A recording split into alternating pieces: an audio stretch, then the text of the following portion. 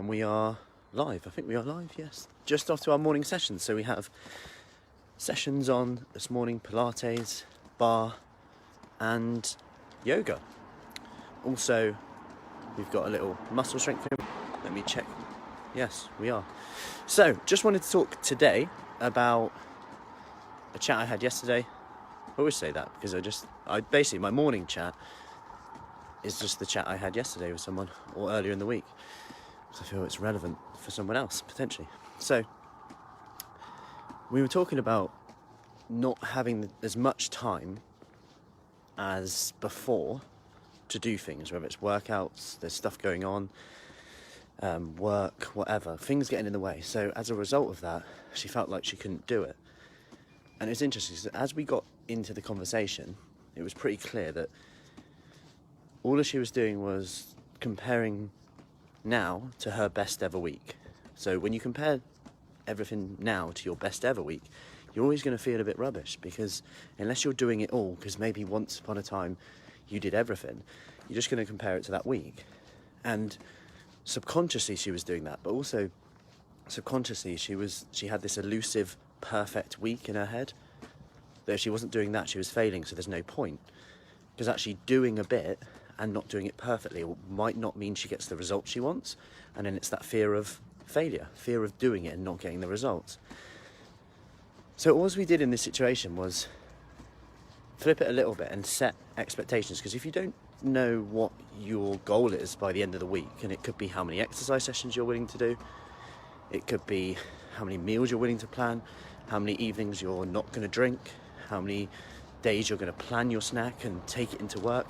And it doesn't mean you have to do this every day, but this is actually about, okay, let's just focus on today. Because what if at the end of a week, and I had this chat with someone yesterday as well, in their first week, I said, don't overcomplicate your first week. What if at the end of 1 week you did 3 exercise sessions, even if they were 10 minutes, and had 3 evenings off of drinking? What difference would that make if you consider how much we often eat after drinking, how this can impact our sleep, our energy levels? Just focus on that for now. Don't worry about the future after that, because often whenever we're stressing and worrying, we're thinking in the future, when it gets darker, when it gets colder, what if lockdown happens, what if this happens, and it's just what if. And it's good to plan, but if that fear stops us actually doing anything now, we could just be waiting to start for the perfect time, which we know doesn't exist. And that brings me on to the next part, which is knowing what to do and not doing it. And this was another conversation we had. And I think this is the case with most people. We pretty much know what to do. Obviously, there's a few things in the nutrition area that we often go over, and it's like, that's good, didn't know that. That's a handy tip, stuff like that. But that's something we go over in the one-to-one. Hey, Mitch. So, knowing what to do but not doing it anyway, my advice here was just to flip the questions. Because we know what to do, but we're not doing it. We believe we need to do these things to feel a certain way. Otherwise, there would be no motivation to even be having this conversation now.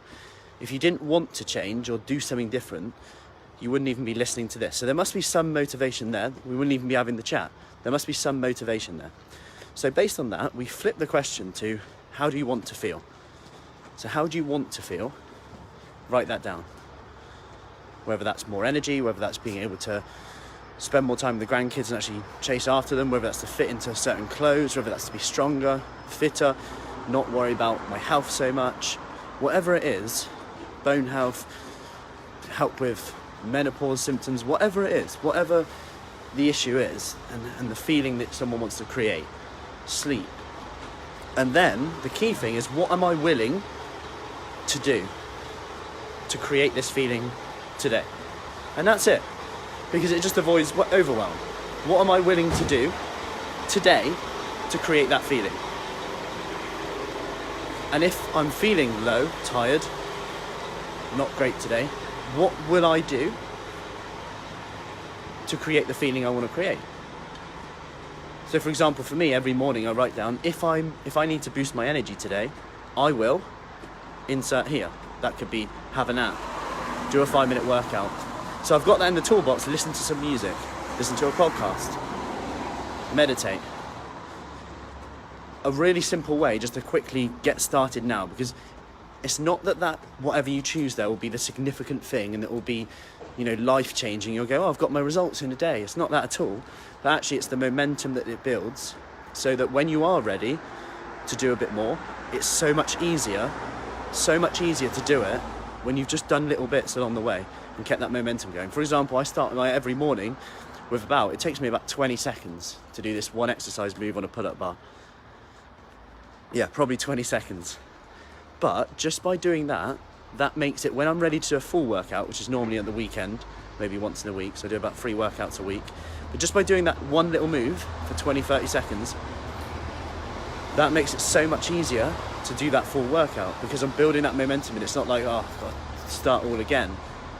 It's ticking off the days. And when you note that down, when you note down what you're doing, and you're out of your head and on paper, you can start to look back at your week and go, actually, I've done all right. It's not been as bad as I thought, because when you're in your head, it's going to be full of how you perceive something.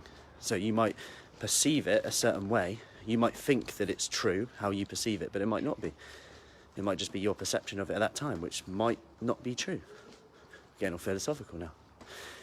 But it might be. And then we could base our behaviours on something that isn't true, and that could end up dictating the results we get, and so on and so forth. How we feel, how we look, how we are with others. Because it's not just us that is impacted by this, it's also our loved ones around us, friends, family, work, who are influenced by the way we feel.